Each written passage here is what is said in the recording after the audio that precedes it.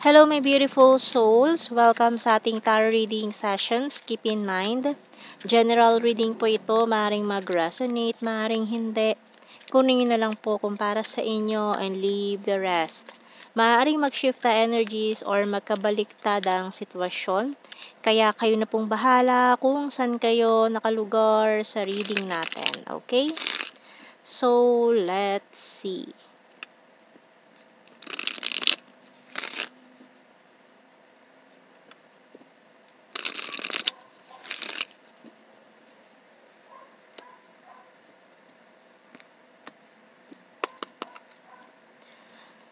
We have here the Six of Swords and the High Priestess. Two of Cups and the Knight of Swords.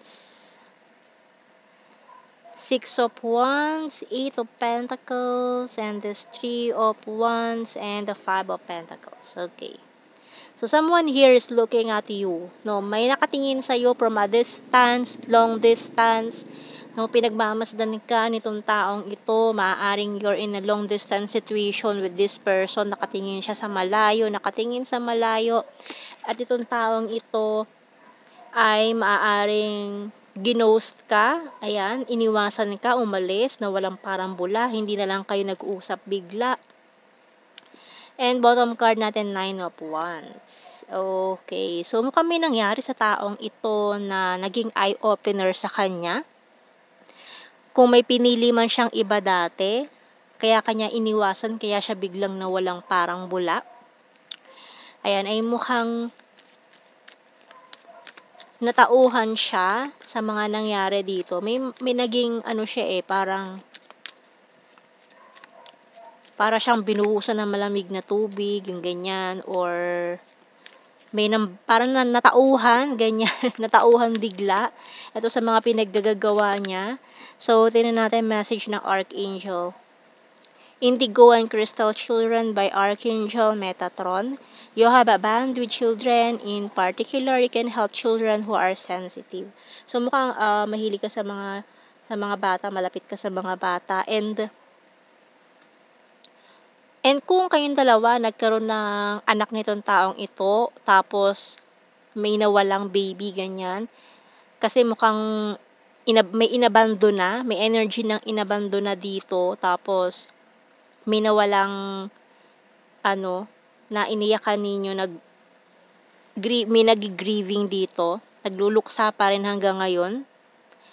Okay, so kung hindi man to baby nyo na nawala, so mukhang yung feelings lang, no, parang hanggang ngayon may nagluluksa pa din sa connection na ito, na iniiyakan pa rin.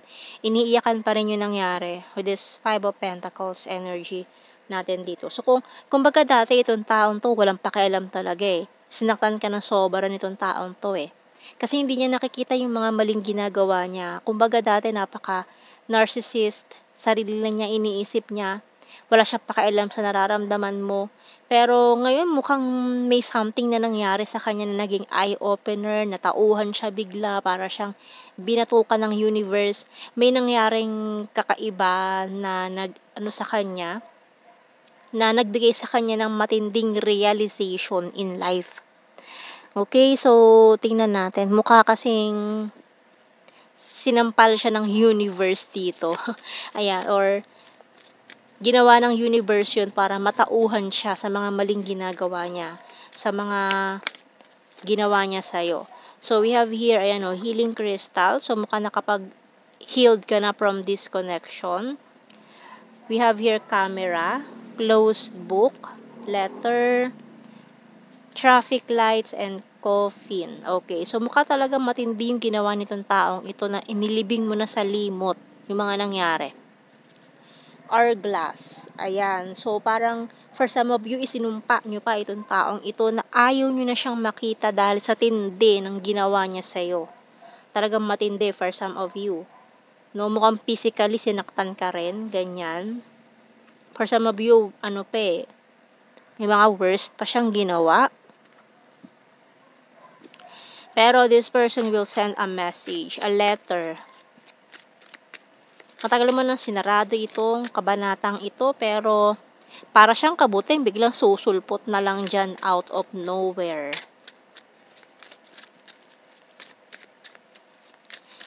Mukhang magta-travel siya to see you. Ayan. We have here, you're my rest and my healer. I have multiple opportunities, being defensive, you're my inspiration. I want to grow old with you, letting you go, walking away. I regret rejecting you. Willing to take the risk. I'm addicted to you. Oh.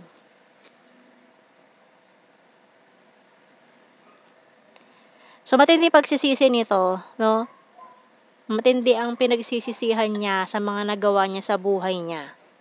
So, syempre, it's up to you kung patatawarin mo pa itong taong ito. Actually, matagal niya pinag-isipan to eh. Iniisip niya na nakamove on ka na sa kanya, na hindi mo na siya naaalala or yung mga nangyari. Pero gusto pa rin niyang humingi ng tawad sa'yo personally.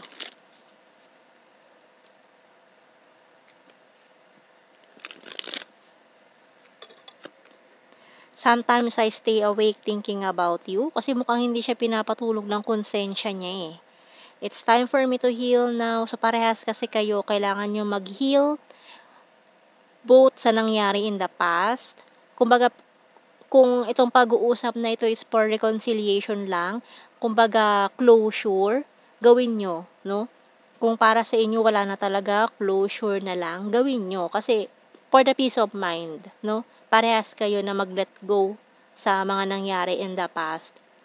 Magkapatawaran. Kasi magaan sa loob yan eh. Once na napatawad mo na yung taong yun na matindi yung ginawa sa you before. So, ang gaan sa pakiramdam nun. Lalo na pag na-feel mo sa sarili mo na napatawad mo na siya, na wala na yung galit, yung puot na nararamdaman mo sa taong yun.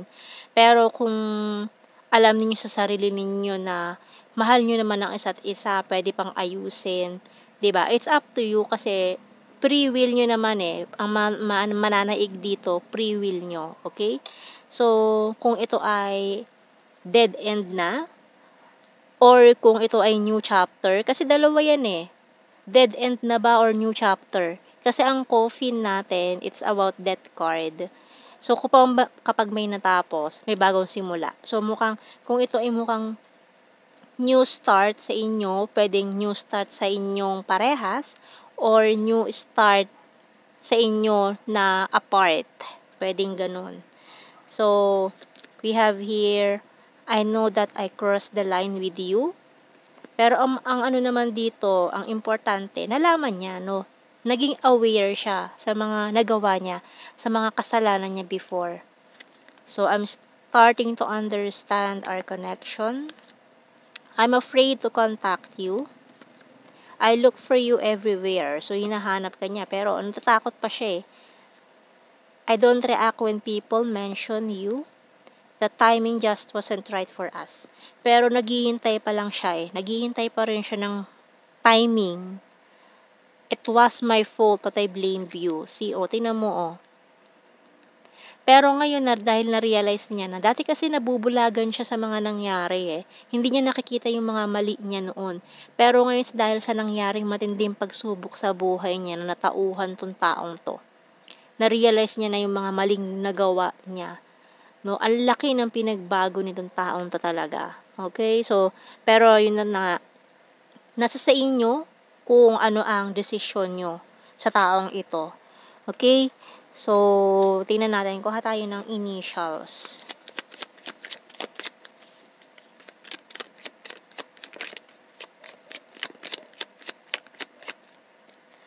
Letter R, F, C, J, D, G, K, I, V, bottom card.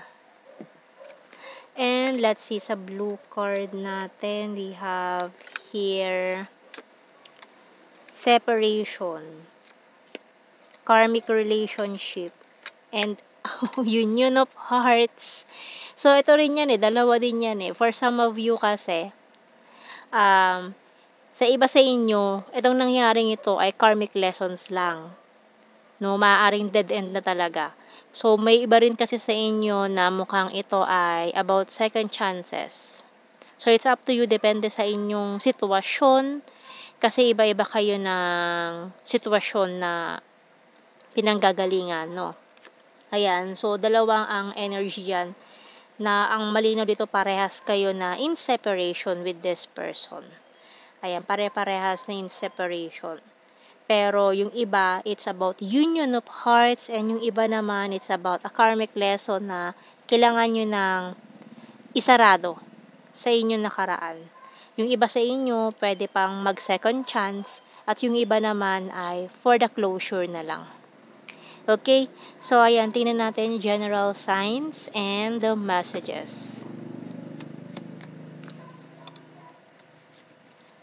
Very serious. Creepy stalker.